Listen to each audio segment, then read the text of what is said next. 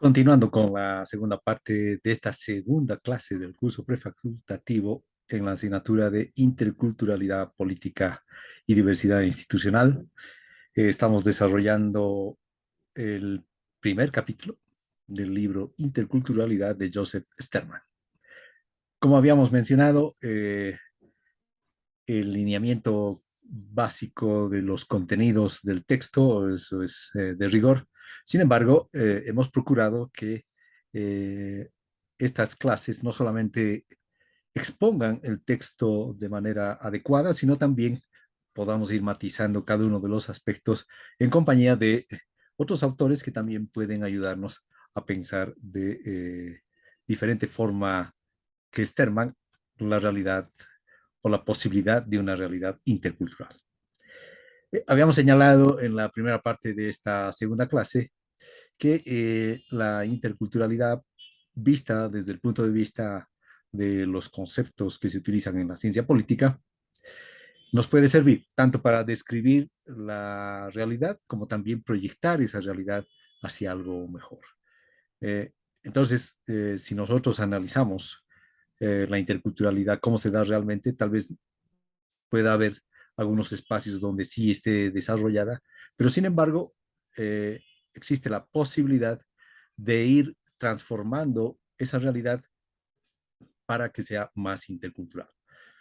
Entonces, los conceptos como que funcionan a manera de brújulas. No solamente nos muestran cuál es la realidad, sino también hay la posibilidad de decirnos qué camino tomar. Eh, entonces, los conceptos son como mapas que nos ayudan a desplazarnos por la realidad, pero también en el caso de la política nos ayudan a orientar y desarrollar la realidad en cierta potencialidad. Eh, Toda realidad tiene, eh, al menos potencialmente hablando, la posibilidad de desarrollarse interculturalmente.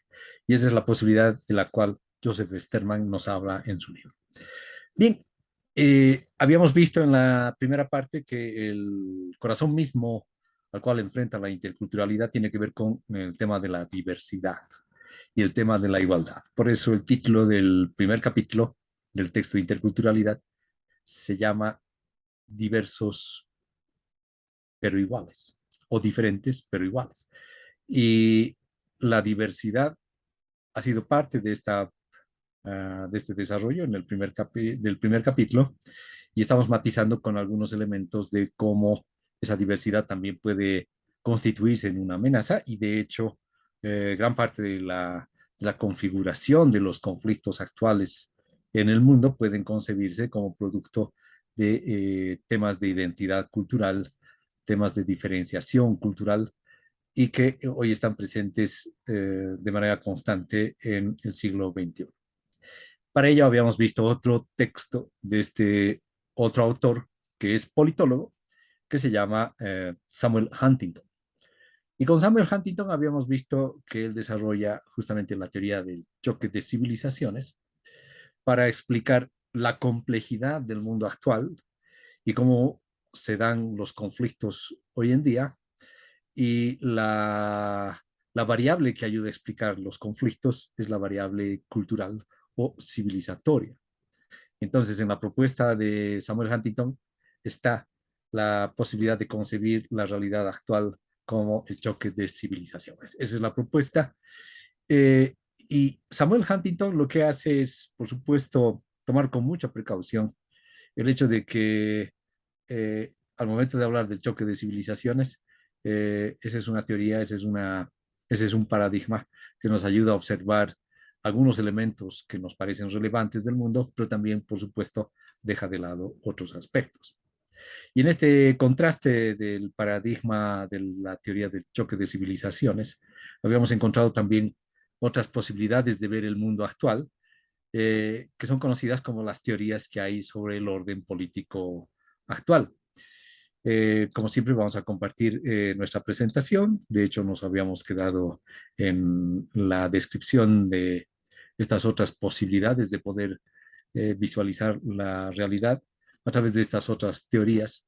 como son las teorías del final de la historia, que la presenta Francis Fukuyama, las teorías de los dos mundos, donde a veces uno puede encontrar pensadores que tienden a dividir el mundo en dos, ya sea, bueno, eh, más que los contenidos, lo importante es que esta teoría de los dos mundos siempre trata de dividir el mundo en dos, norte-sur, oriente-occidente, eh, y en función de esas duplicidades piensa el mundo. Pero, sin embargo, el mundo es más complejo de norte-sur, oriente-occidente y o capitalismo versus socialismo, porque en realidad lo que pasa es que, como diría Marx, la realidad es síntesis de múltiples determinaciones y obviamente dividir al mundo en dos puede ser interesante, pero a veces no es el camino más adecuado para poder comprender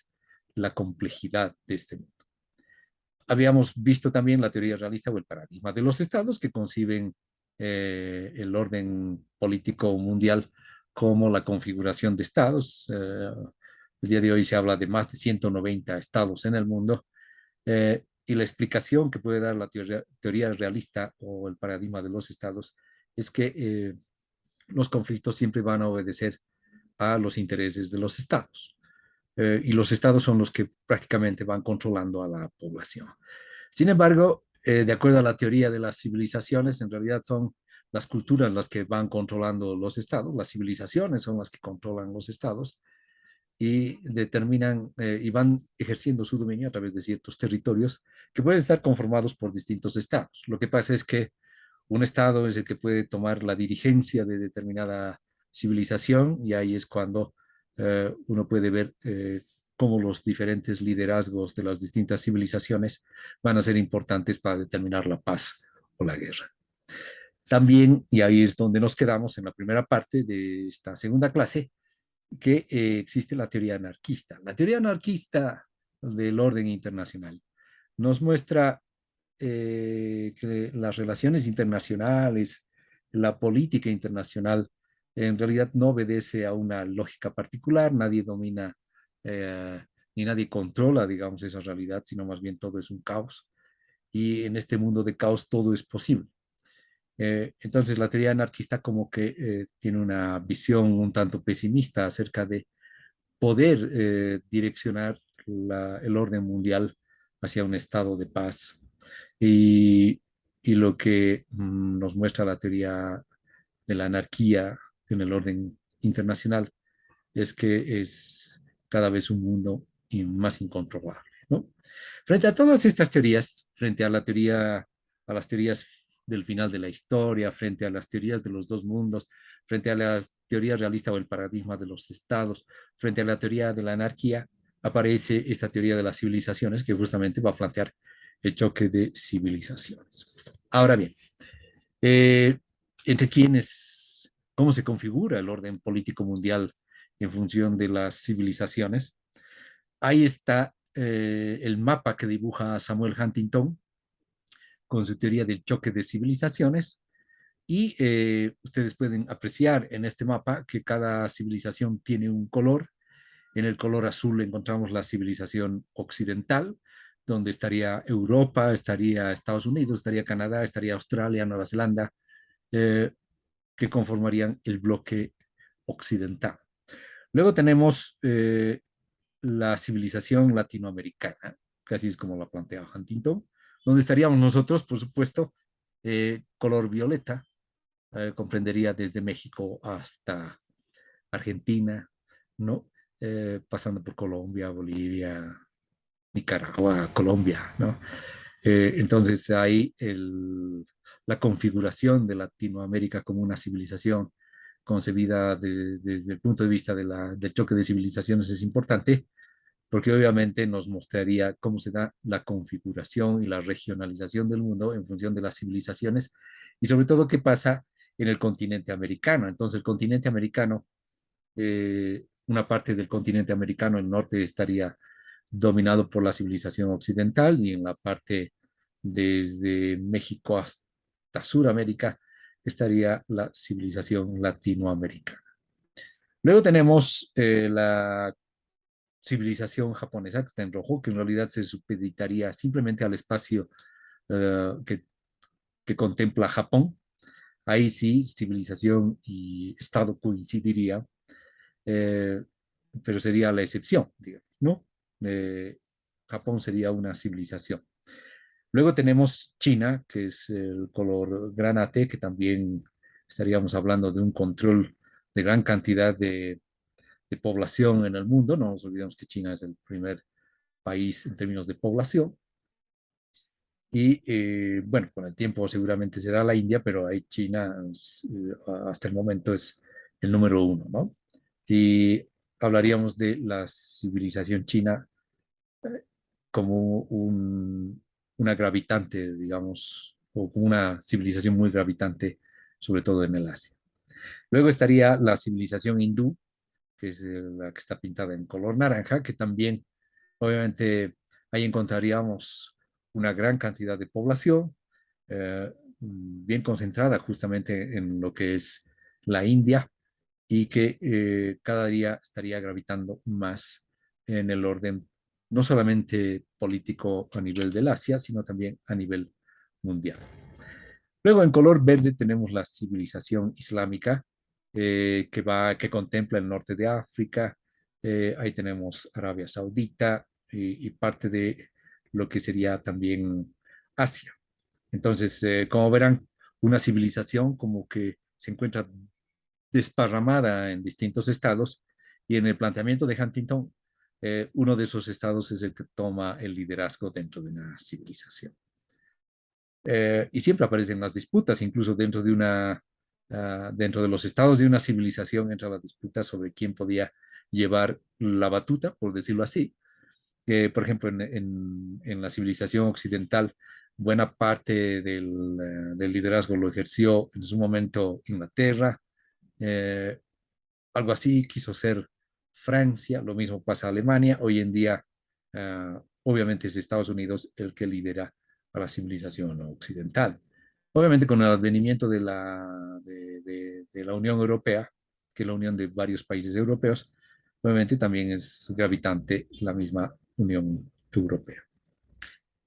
Luego tenemos la civilización rusa o uh, ortodoxa, como la va a llamar Huntington, que es color celeste, un poco eh, para ir matizando justamente en la línea de fractura entre la civilización rusa y lo que es la civilización occidental en Europa.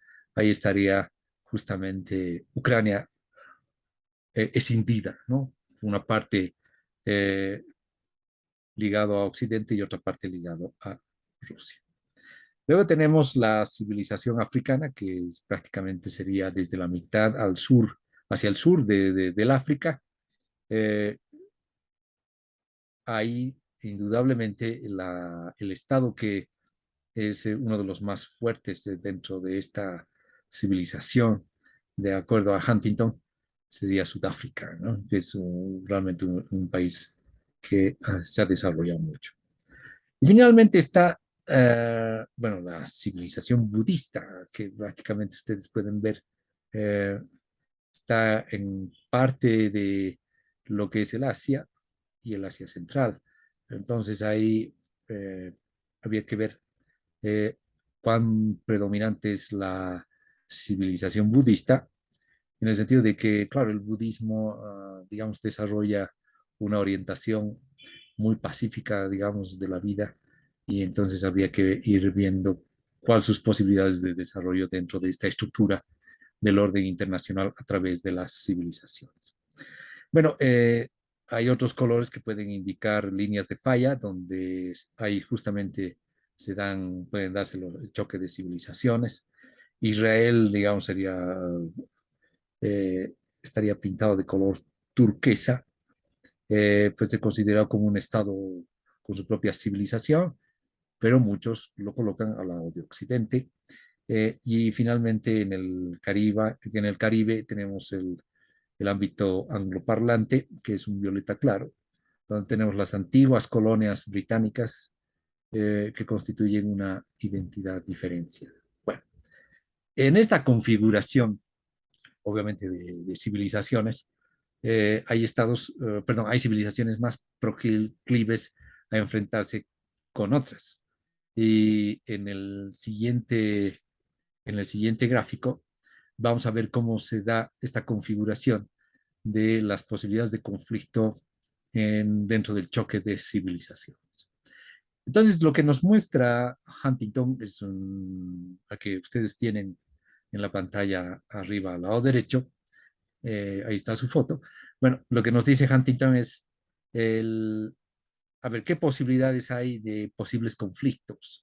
Por ejemplo, entre Occidente y la civilización islámica es fuerte en la medida en que obviamente ahí hay un encono entre lo que es Occidente y el Islam. No nos olvidemos que Occidente tiene como una de sus bases el cristianismo y obviamente el Islam es otra civilización que se ampara en otro tipo de creencias, pero que han entrado en conflicto con Occidente. Aquí lo que está con el nombre de cínica es en realidad la civilización china y obviamente la posibilidad de conflicto, que hoy lo estamos viviendo a través de lo que es la guerra comercial. Obviamente ahí tenemos una guerra entre Occidente y la China. Aquí lo que está como ortodoxa es lo que veíamos, es la civilización rusa.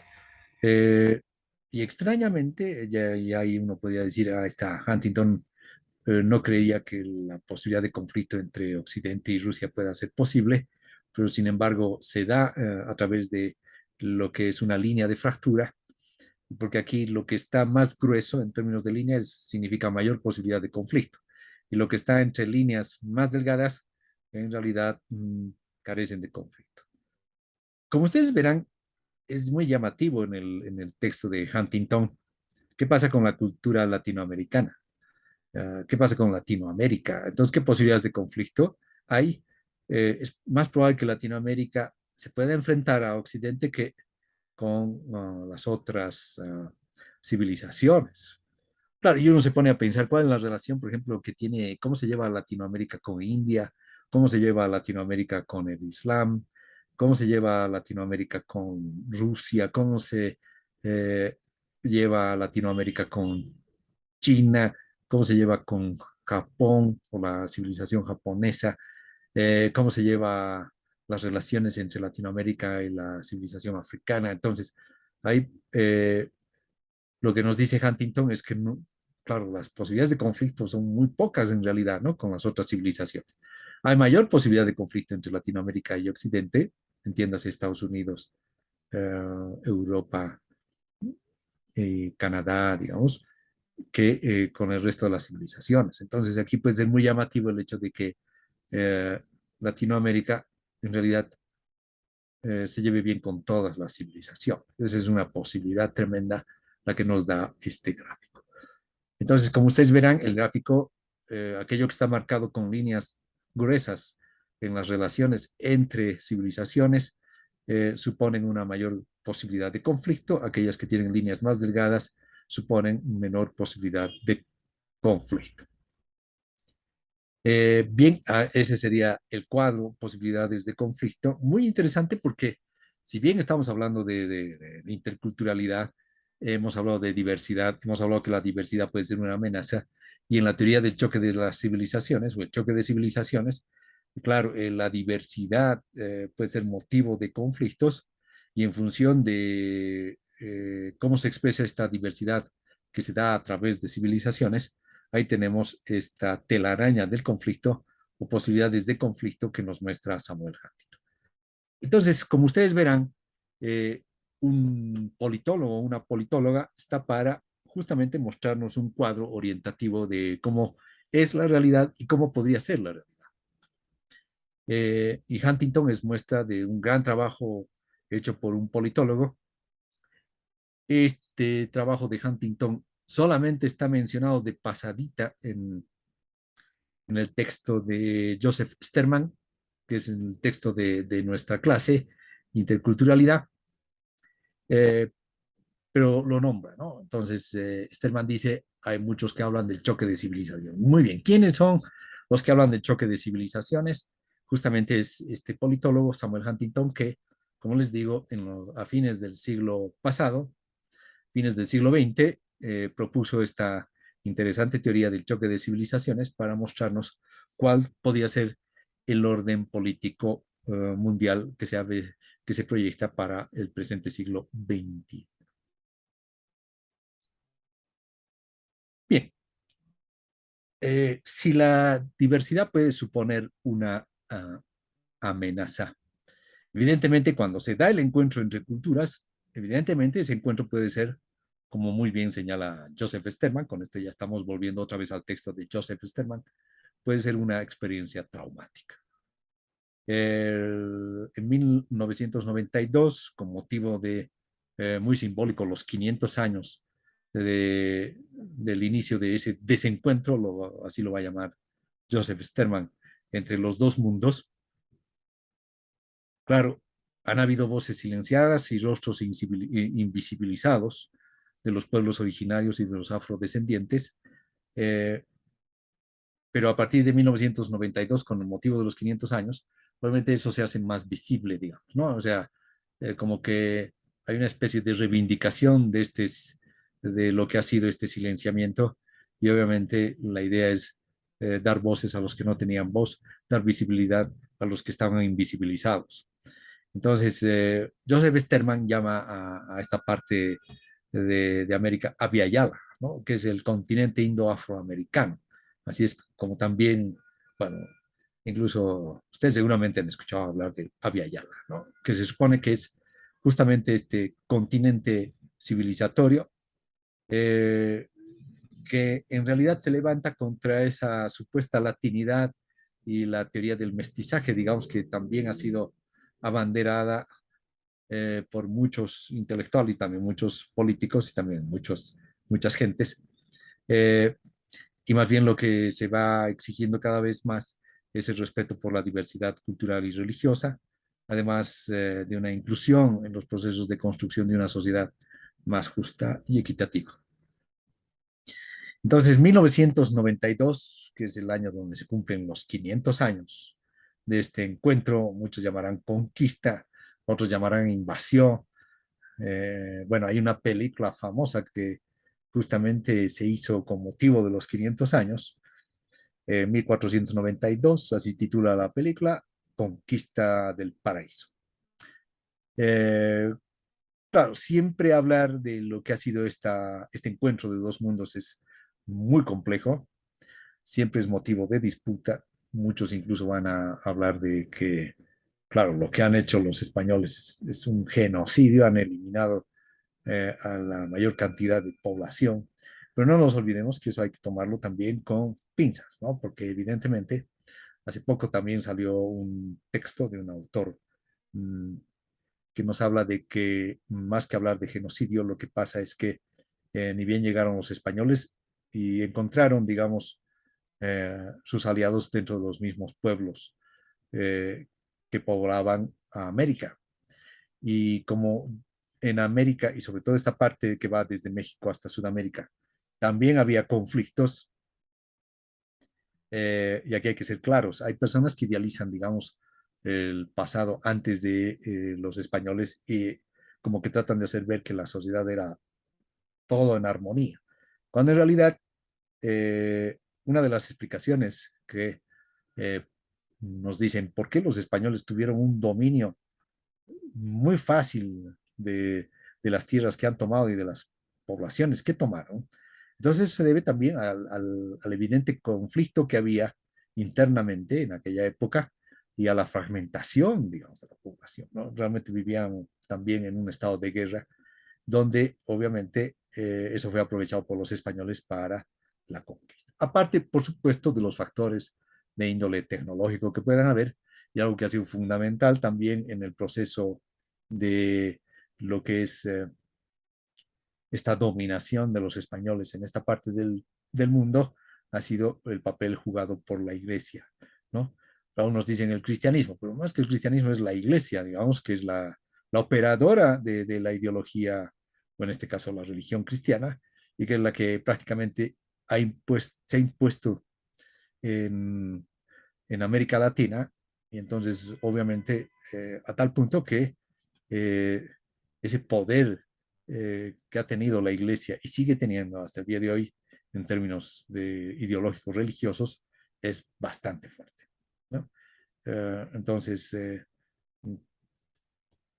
el, el hecho es de que se trata de una experiencia traumática, así es como señala Sterman, eh, y en en esta dominación, obviamente, estamos hablando de pueblos, sí, marginados, de grupos discriminados, y que hasta el día de hoy, digamos, se han ido sumando también otros grupos que uno los puede ir detallando. Bueno, pero ese antes y después, que supone el desencuentro entre dos mundos, estamos hablando de Europa, habría que ver eh, cuánto realmente de lo que significaba Europa en aquel momento llegó con los españoles, porque obviamente la forma de mirar y ver el mundo era muy distinta hace 500 años, por parte de los mismos europeos, digamos, ¿no? Porque obviamente hay que ver las circunstancias y las particularidades de cada sociedad. Y de ahí vienen las diferencias que hubo, digamos, entre lo que ha sido la conquista española respecto a la conquista inglesa, ¿no? Y lo que finalmente ha dado como diferencia lo que es Norteamérica respecto de lo que es Centro y Sudamérica. Bien, entonces una cosa es lo que ha pasado en los territorios dominados por los ingleses y otra cosa es lo que ha pasado en los territorios dominados por los españoles. En todo caso, estamos de acuerdo que ha sido una experiencia traumática. Bueno, y esto supone el desafío intercultural. Imagínense 500 años de desarrollo, de colonización, la condición colonial, digamos, de América Latina sigue presente. Entonces, si bien mm, emergen los estados nacionales con los cuales ya se va a configurar el orden político en la región y todo el continente, obviamente, más bien en estos tiempos de democracia se ha visto cómo afloran las identidades, esa ola de emergencia de identidades, de lo cultural, se da desde los años 90 del siglo pasado. Y obviamente hoy en día es fuerte la carga, ¿no? Y por eso es que el tema de la diversidad, la emergencia de las culturas, la reivindicación de las identidades, se van a constituir en lo que Joseph Sterman llama el desafío intercultural.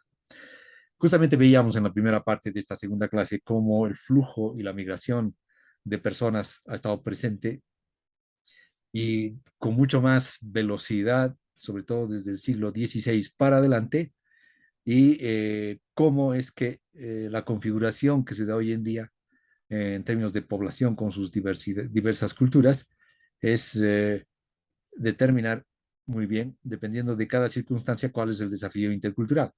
En el caso de Europa, la interculturalidad se produce justamente en circunstancias de creciente condición de multiculturalidad.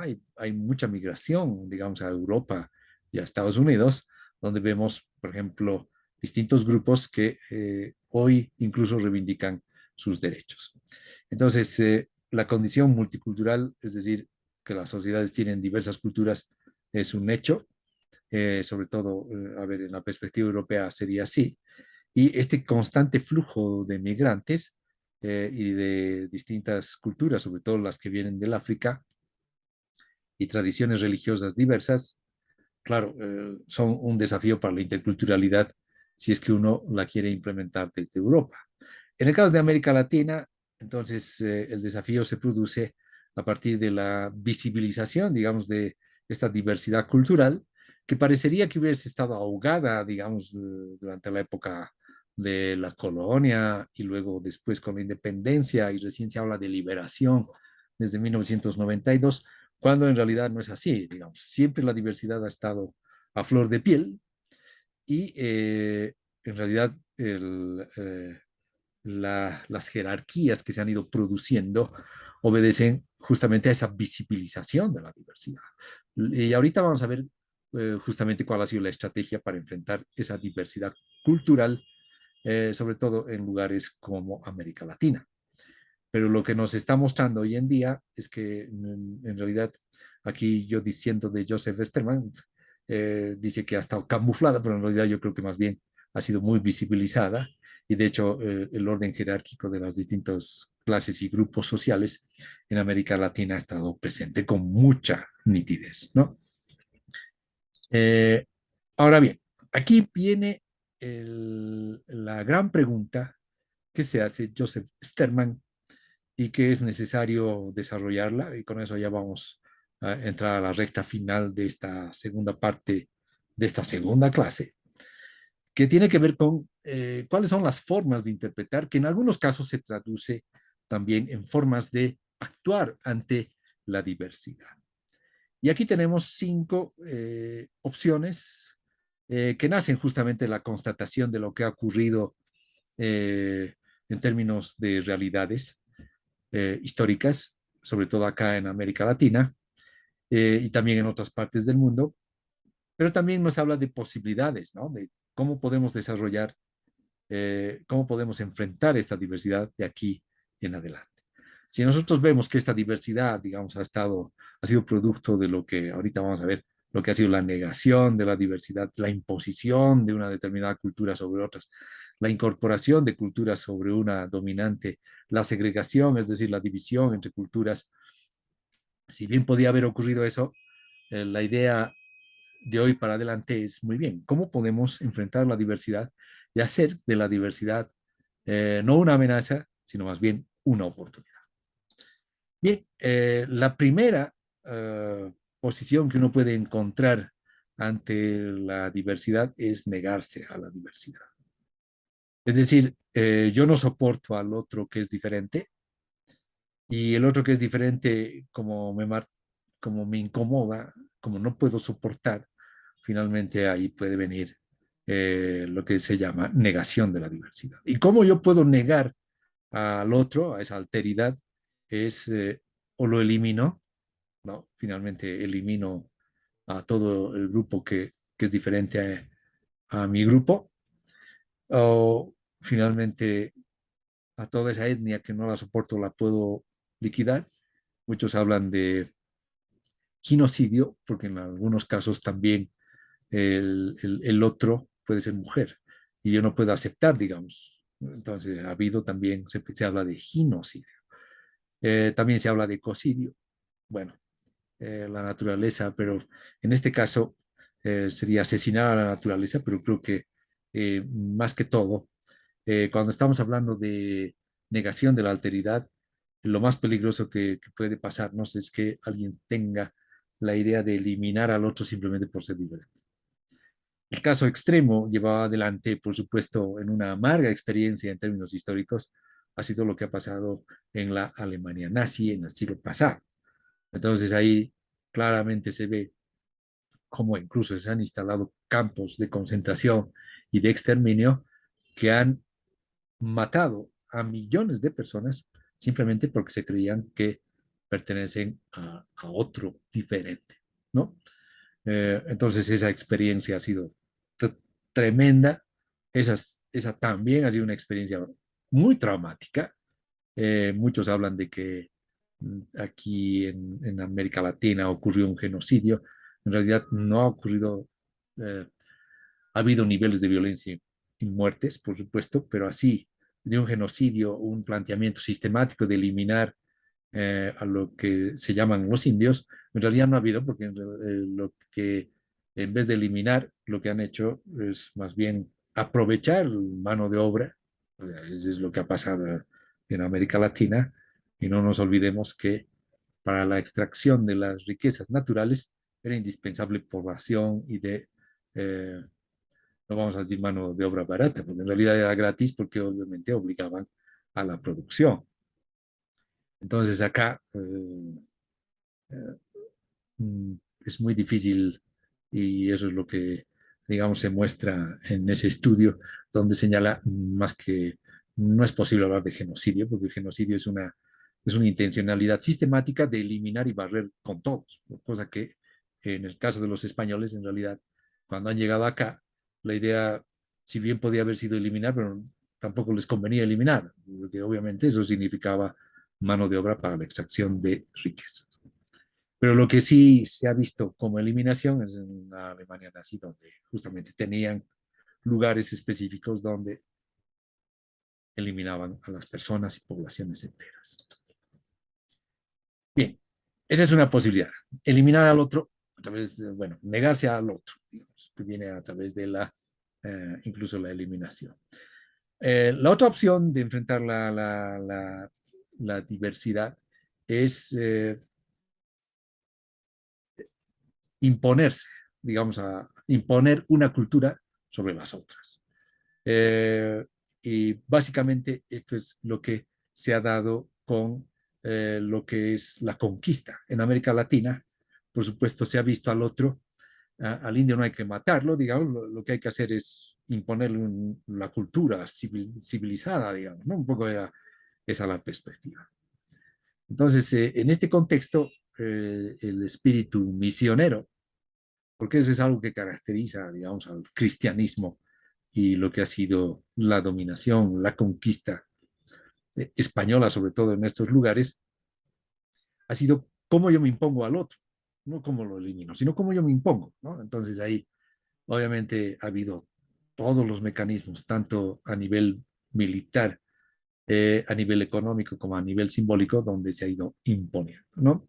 Y en realidad lo que han hecho en esta interacción de los españoles con los nativos, en realidad ha sido eh, esta imposición que, sobre todo en lo simbólico, han ido trasplantando y cambiando, digamos, todas las creencias previas a la conquista por creencias o las han asimilado, digamos, o las han hecho equivalentes con las creencias de que vienen del cristianismo. Entonces ahí el papel que ha jugado, bueno, en nuestro imaginario sabemos que la madre tierra es una idea importantísima, ¿no?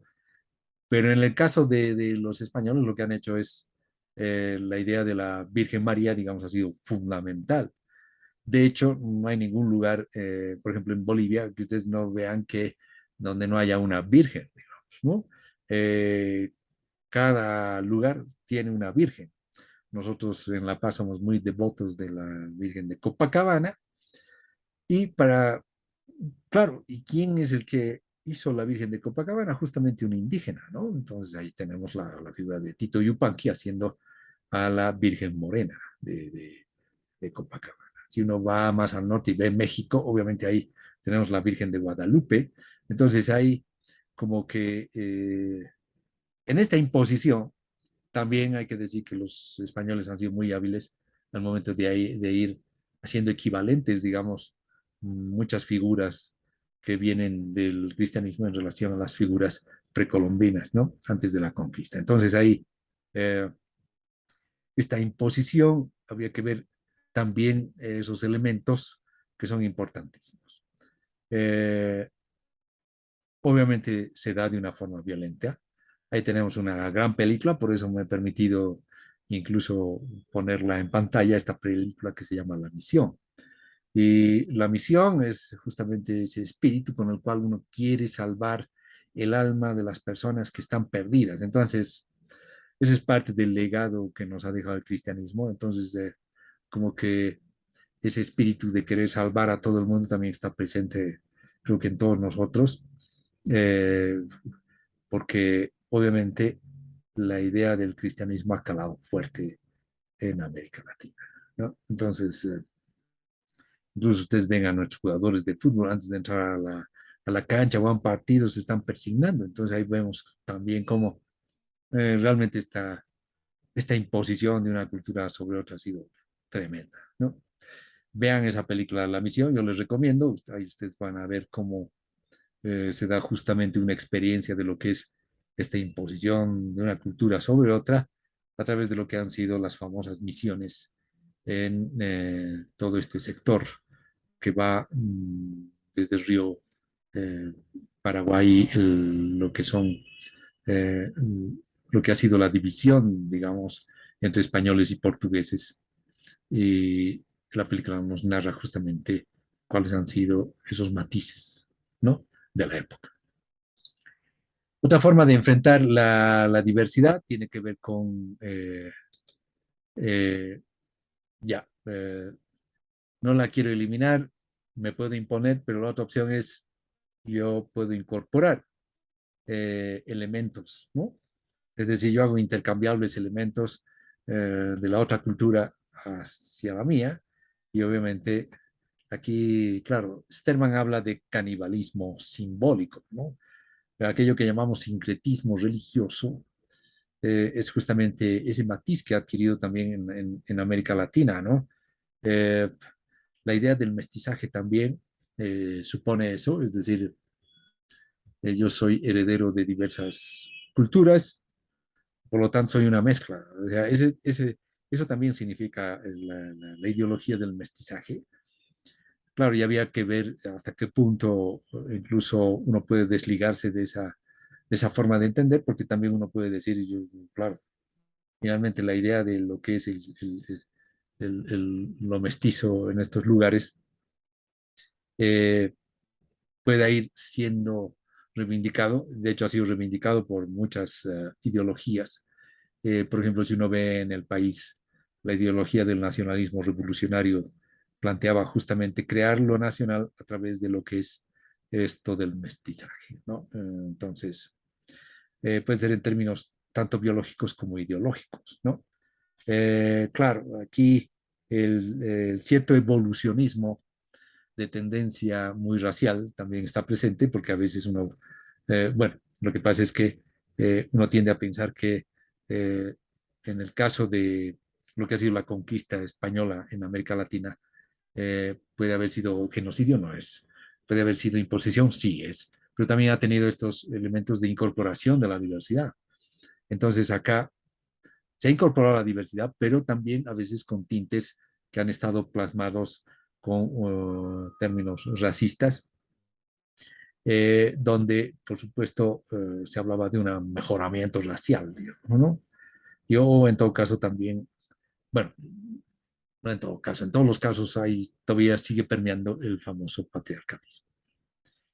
Entonces, ahí tenemos ya tres, negación, imposición, incorporación de la diversidad. Vamos al cuarto. La otra opción es plantear, eh, claro, esta opción realmente es muy complicada porque se supone que puede haber una yuxtaposición o segregación de universos culturales distintos y alguien puede decir, muy bien, mejor que cada cultura haga nomás su vida y nadie va a tocar la otra cultura. Entonces aquí es lo que, claro, siempre y cuando haya tolerancia, pero esta yuxtaposición o segregación había que ver hasta qué punto es positivo. En todo caso, hay un planteamiento que incluso lo hacía el Michael Felipe Quispe, que él planteaba el tema de las dos Bolivias, ¿no? Es decir, existir una Bolivia indígena y una Bolivia blanca. O sea, como si fuera fácil diferenciar, digamos, aquí en Bolivia esas dos cosas. Eh, Esa es la ideología de la segregación, ¿no? Es decir, una cosa es dejar que los indios hagan lo que quieren y otra cosa es que los blancos hagan. Pero acá es esa división, no es más bien una especie de ficción de la realidad, cuando uno basta con que uno se dé una vuelta por la calle, obviamente ahí estamos todos los colores, ¿no? Entonces aquí el tema pasa por si realmente esta forma de enfrentar la diversidad a través de dividir en culturas, ¿no? Perfectamente delimitadas y además eh, que se puedan diferenciar bien, habría que ver hasta qué punto esa idea puede ser positiva. Finalmente está el planteamiento por supuesto, de Joseph Sterman, muy difícil no estar de acuerdo, por supuesto, y de hecho la interculturalidad supone afirmar que ante la diversidad lo mejor es asimilar lo mejor de todo, ¿no? Entonces una especie eh, no vamos a decir sincretismo, porque en la tercera opción habíamos visto aquello, incorporación de otra cultura a la de uno.